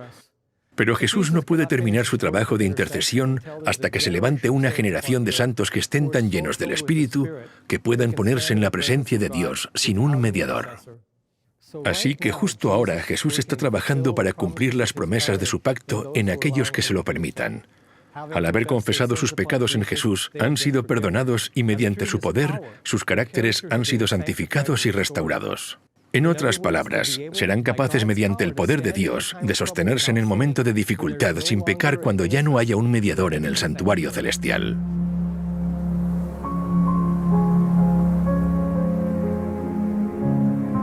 Para hacernos una idea de lo que ocurrió con Noé y su familia cuando entraron en el arca, la puerta se había cerrado y durante 7 días no pasó nada. Y los impíos estaban fuera, y no había señales de que fuera a suceder lo que Noé había predicho. Tuvo que haber pensado, bueno, este diluvio, estas aguas van a llegar en cualquier momento. No hay duda de que durante ese tiempo Noé atravesó una prueba severa de su fe. Y pasó un día y no ocurrió nada. Pasan 2 días y nada. Yo creo que Noé comenzó a extrañarse. Él pensó, bueno, quizá estaría equivocado.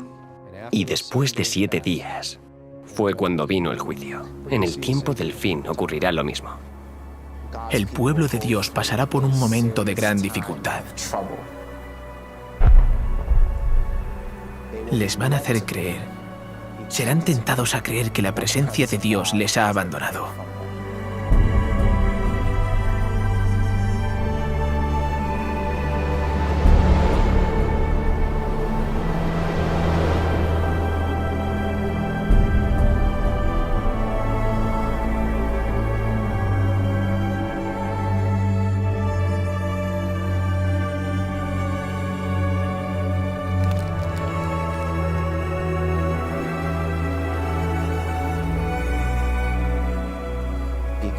A consecuencia del caos y de sus propios pecados que cometieron en su vida pasada. Mira mi vida, no es lo que debió haber sido, y pasarán por ese momento de dificultad, que es un trance de auténtica agonía mental. ¿Se terminó el tiempo de gracia? ¿Soy salvo?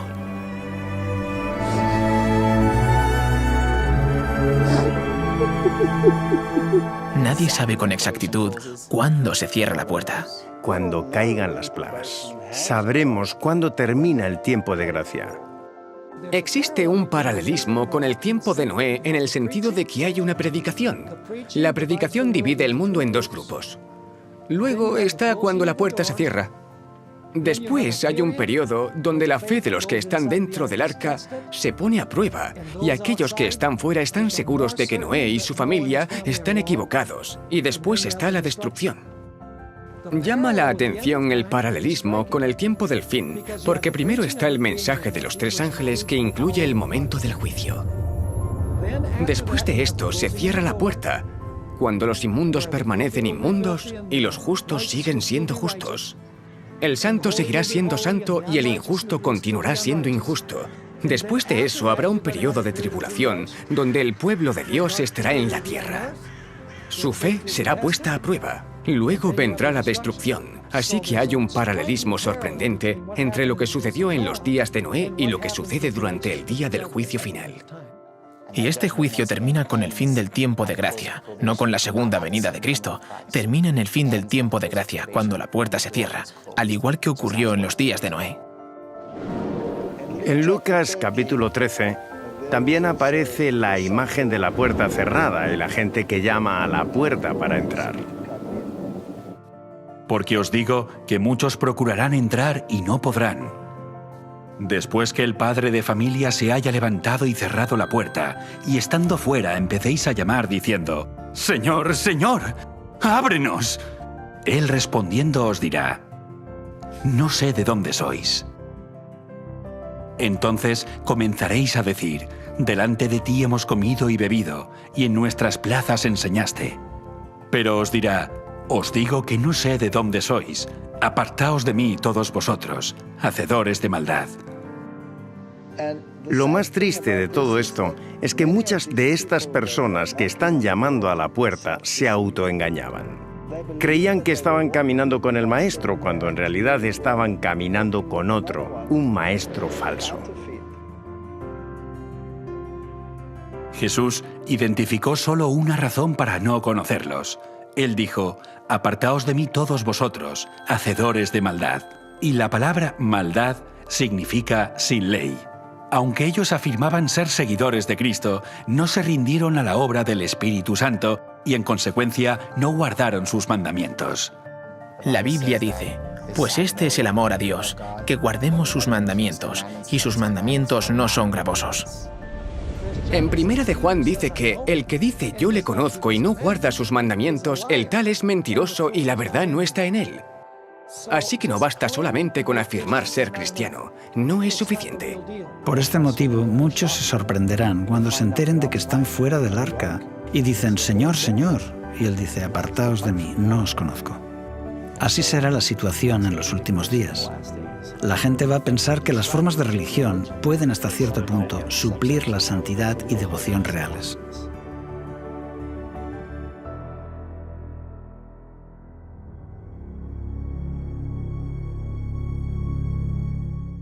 Cuando Dios cerró la puerta del arca, la gente ya había tomado su decisión. Algunos decidieron entrar y otros decidieron estar fuera. La sentencia dada a cada uno fue decidida libremente por ellos mismos. La puerta se cerró solo después de que todo el mundo hubiera tomado su decisión. La ejecución del juicio vino después, cuando comenzó a llover. Llovió durante 40 días. Y la Biblia dice que se rompieron todas las fuentes, en plural, del gran abismo. Eso suena a un gran evento catastrófico, y cuando comenzó fue como un estallido que originó primero una grieta en la corteza terrestre, y esta agua, bajo una gran presión con todos estos billones de toneladas de rocas por encima, se rompió y salieron disparados hacia la atmósfera a kilómetros de altura. Esto causó una lluvia como no nos podemos imaginar. Conforme esta agua se disparaba a través de esta grieta a gran presión y a gran velocidad, se producía una erosión masiva. Por ejemplo, el sitio donde hoy se encuentra la dorsal mesoatlántica. Esta dorsal que rodea la Tierra pudo ser la primera grieta por donde la Tierra se rompió. Creo que si ahora pudiéramos ver lo que le sucedió a la Tierra durante el diluvio, nos daría miedo. ¿Cómo se debieron sentir los que no estaban en el arca mientras se enfrentaban al juicio de Dios? El juicio que aparece en Apocalipsis 14, versículos 6 y 7, intenta llamar la atención de las personas hacia el Creador, quien había hecho los cielos, la tierra, el mar. Pero aquí, en Apocalipsis 14, encontramos en el mensaje un nuevo matiz. Dice: y las fuentes de las aguas. Esto nos recuerda al diluvio. El año 600 de la vida de Noé, en el mes segundo, a los 16 días del mes, aquel día fueron rotas todas las fuentes del gran abismo, y las cataratas de los cielos fueron abiertas. Aquí es cuando aparece la idea de las fuentes de las aguas. Se abren grandes abismos, y Dios ejecuta el juicio en el mundo por medio del agua. El mensaje del primer ángel nos dice que alabemos a quien hizo las fuentes de las aguas, las mismas aguas que inundaron la tierra. Así que después de que el mensaje del primer ángel anuncie la hora de su juicio, nos recuerda que Dios, una vez más, juzgará el mundo como lo hizo en los días de Noé. La forma de ejecutarlo fue mediante un diluvio universal, pero ahora, en el tiempo del fin, es mediante las últimas 7 plagas. En los días de Noé, el mundo fue destruido mediante un diluvio. Pero en el tiempo del fin, esto se producirá mediante lo que la Biblia llama las 7 plagas postreras. El mensaje del segundo ángel dirige esta advertencia al pueblo de Dios que aún está dentro de las iglesias caídas, diciendo: salid de ella, pueblo mío, para que no seáis partícipes de sus pecados, ni recibáis parte de sus plagas. Dios tiene un pueblo, puede estar disperso en diferentes iglesias, pero saldrán de ellas. Aquellos que queden en Babilonia recibirán las plagas, esto se dice claramente. El mensaje del tercer ángel también nos advierte sobre estas plagas, diciendo que si alguno adora a la bestia y a su imagen, y recibe su marca en su frente o en su mano, él mismo debe beber del vino de la ira de Dios, que ha sido vaciado puro en el cáliz de su ira. En el siguiente capítulo, la Biblia define la ira de Dios como las últimas 7 plagas. Vi en el cielo otra señal grande y admirable, 7 ángeles que tenían las 7 plagas postreras, que son las últimas, porque en ellas se consumaba la ira de Dios. Las plagas realmente son la intensa ira de Dios sin mezcla de misericordia. Y no soy yo el que lo dice. Lo dice la Biblia. Será el peor periodo de la historia del mundo. Dios está sufriendo durante mucho tiempo, pero hay un límite que el hombre no puede cruzar. Y cuando ese límite se alcance, las plagas caerán. No necesitamos preguntar cuál es ese límite, porque David en el libro de Salmos nos dijo: Tiempo es de actuar, oh Jehová, porque han invalidado tu ley. Durante la crisis de la marca de la bestia, la humanidad aprobará una ley que fuerce a las personas a quebrantar la ley de Dios y la anule. Será en ese momento cuando Dios intervendrá, al igual que lo hizo en Egipto. El faraón hizo una ley. Le dijo a Moisés: vosotros les hacéis cesar. En hebreo es Sabbat. Tú, Moisés, haces que la gente guarde el sábado. Aumenta el trabajo que deben hacer y crea una ley antisábado. Así que el faraón hizo una ley y como consecuencia vinieron las plagas. El nuevo faraón hará una ley similar y como resultado vendrán las plagas.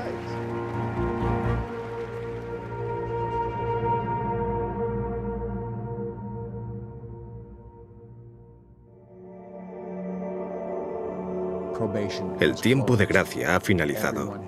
Todos han tomado su decisión.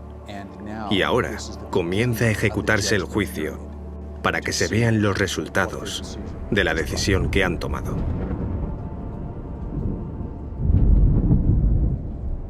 Oí una gran voz que decía desde el templo a los 7 ángeles: Id y derramad sobre la tierra las 7 copas de la ira de Dios. Las últimas 7 plagas son descritas en Apocalipsis capítulo 16, y algunas de esas plagas son, por ejemplo, algunas personas desarrollarán heridas en todo su cuerpo. Fue el primero, y derramó su copa sobre la tierra, y vino una úlcera maligna y pestilente sobre los hombres que tenían la marca de la bestia y que adoraban su imagen. El océano se convertirá en sangre, y todos los animales que están en los mares morirán. El segundo ángel derramó su copa sobre el mar, y éste se convirtió en sangre como de muerto, y murió todo ser vivo que había en el mar.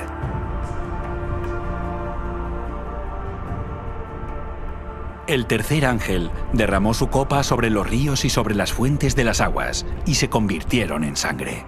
Las fuentes de los ríos, el agua potable, también se convertirá en sangre.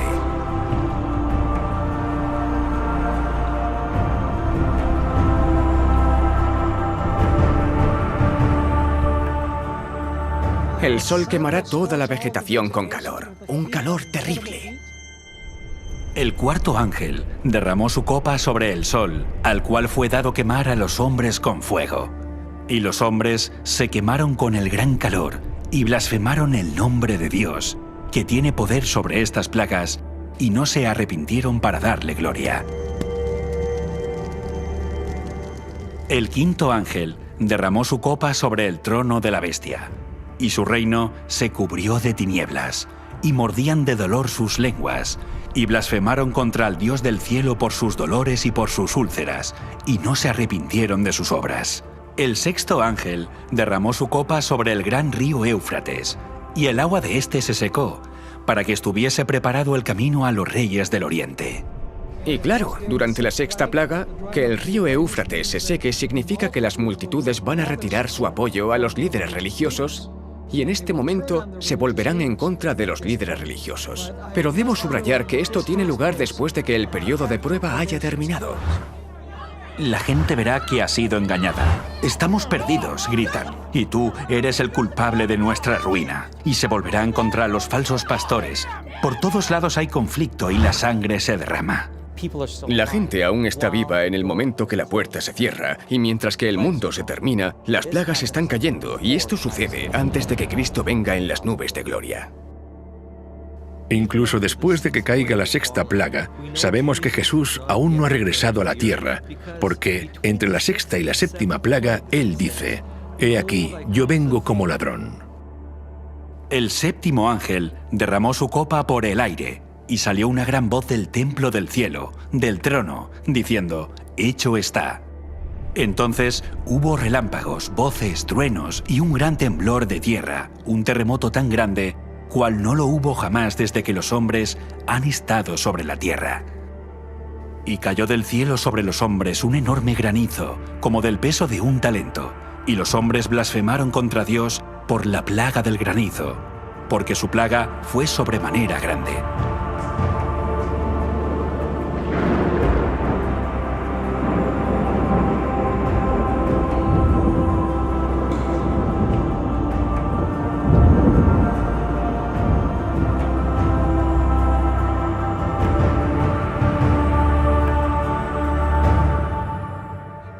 Ninguna de las plagas tocará a nadie del pueblo de Dios.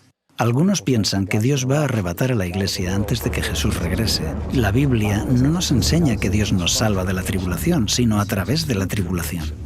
El pueblo de Dios estará protegido de las plagas. Es algo parecido a lo que pasó a Israel y a Egipto. Cuando las plagas cayeron en el antiguo Egipto, Él no los sacó de Egipto antes de que cayeran las plagas. Él los salvó utilizando las plagas. Si esta es nuestra referencia, podemos considerar que en el tiempo del fin será igual. El pueblo de Dios estará aquí cuando caigan las plagas. Todos ellos tienen el sello del Dios vivo en sus frentes, así que cuando las plagas caigan serán capaces de mantenerse firmes. Estarán a salvo de las plagas. Dios los salvará de las plagas, al igual que la familia de Noé fue sellada cuando estaban en el arca y se pudieron salvar del diluvio. Así que aquí vemos que la historia se repite, tanto en Génesis como en Apocalipsis. Será el peor periodo en la historia del mundo. Será un tiempo donde solo podremos subsistir gracias a la protección de Dios. El pueblo de Dios atravesará este periodo y en esos momentos el Salmo 91 será un consuelo.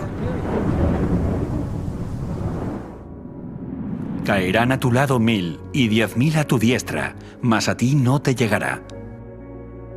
Ciertamente con tus ojos mirarás y verás la recompensa de los impíos, porque has puesto a Jehová, que es mi esperanza, al Altísimo por tu habitación. No te sobrevendrá mal, ni plaga tocará tu morada. Pues a sus ángeles mandará cerca de ti, que te guarden en todos tus caminos. En las manos te llevarán, para que tu pie no tropiece en piedra.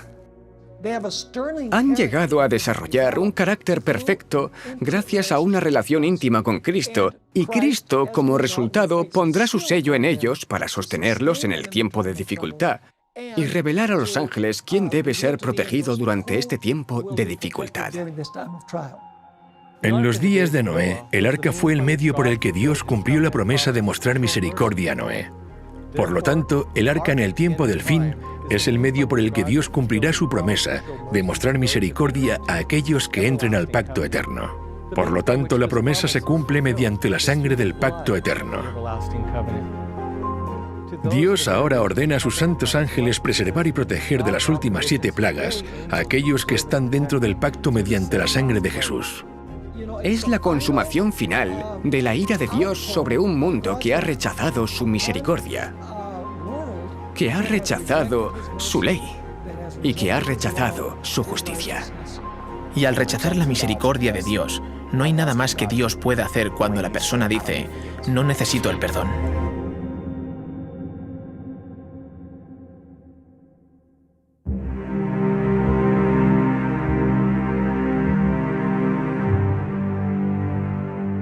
Nadie necesita recibir estas plagas, porque Jesús ya bebió esta copa por nosotros. Fue en el jardín del Getsemaní cuando la culpa de los pecados del mundo fue puesta sobre los hombros de Jesús y dijo: Mi alma está muy triste, hasta la muerte. Yendo un poco adelante, se postró sobre su rostro orando y diciendo: Padre mío, si es posible, pase de mí esta copa, pero no sea como yo quiero, sino como tú. La copa de esta ira y la separación del Padre a nuestro favor rompió el corazón del Hijo de Dios, y al recibir la ira de Dios por nosotros, la Biblia dice: por él seremos salvos de la ira, porque no nos ha puesto Dios para ira, sino para alcanzar salvación por medio de nuestro Señor Jesucristo, quien murió por nosotros. Aunque el mundo tal vez se burlaba y los ridiculizaba, dejaron de burlarse cuando la lluvia comenzó a caer, y cuando estas plagas finales caigan, la gente se va a dar cuenta de que habían escuchado la verdad. Ahora es el momento de escuchar y prepararse.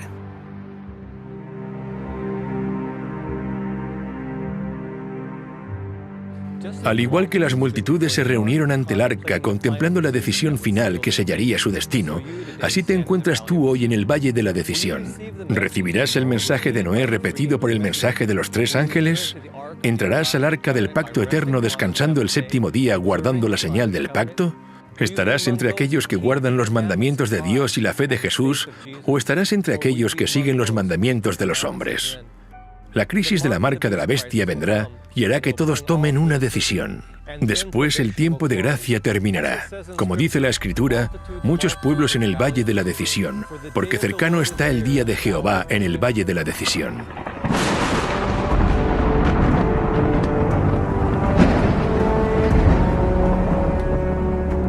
Después de las últimas 7 plagas, lo siguiente que ocurre es la bendita esperanza y la aparición gloriosa de Dios y nuestro Salvador Jesucristo. Durante siglos, los cristianos han hablado, soñado y deseado ese día, cuando puedan mirar al rostro a aquel que murió para redimirlos. Y ahora ese tiempo ha llegado. ¿Pero estarás listo para encontrarte con Él? Segunda venida. Cuando volvamos a ver de nuevo a Cristo, cuando Cristo venga por segunda vez, la Biblia dice que esta tierra quedará en un estado inhabitable a causa del fuego y la presencia de Dios. Porque nuestro Dios es fuego consumidor.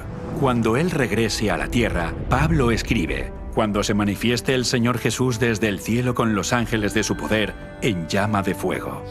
Él regresará como fuego consumidor, porque Jesús no solo vendrá como el ser humano que fue cuando caminó sobre esta tierra. Él vendrá como el Rey de Reyes y Señor de Señores. Su gloria ya no estará velada.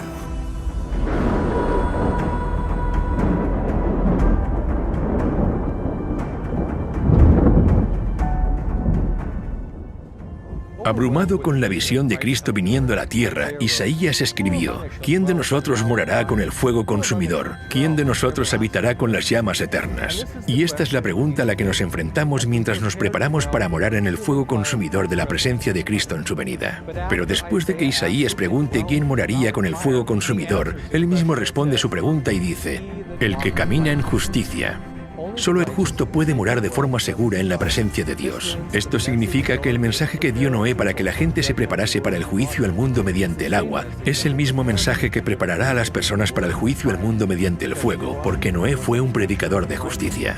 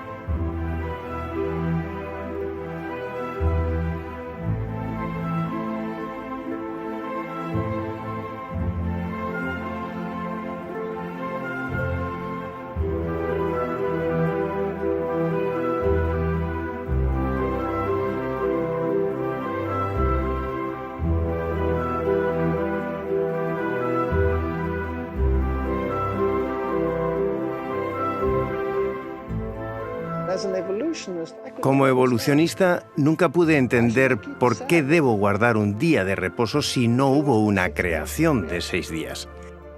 Este asunto se debatirá de nuevo en el tiempo del fin. Recuerdo a una señora en particular que vino a mis reuniones cuando hablaba sobre el cuerno pequeño de Daniel 7 y 8 y la bestia de Apocalipsis 13, una profecía que identifica al papado católico. Y ella dijo que había crecido en la Iglesia Católica. De hecho, había estado en un convento, se había educado en un convento. Hasta ese momento estaba emocionada, pero cuando prediqué ese mensaje dejó de venir. Pero las buenas noticias son que aunque le tomó tiempo asimilar el mensaje, después de varios meses de estudio personal, aceptó el mensaje.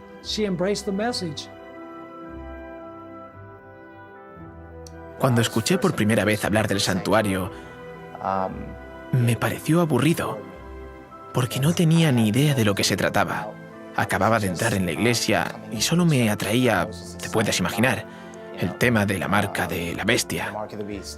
El santuario era solo como, bueno, sí, la marca de la bestia, eso es lo importante.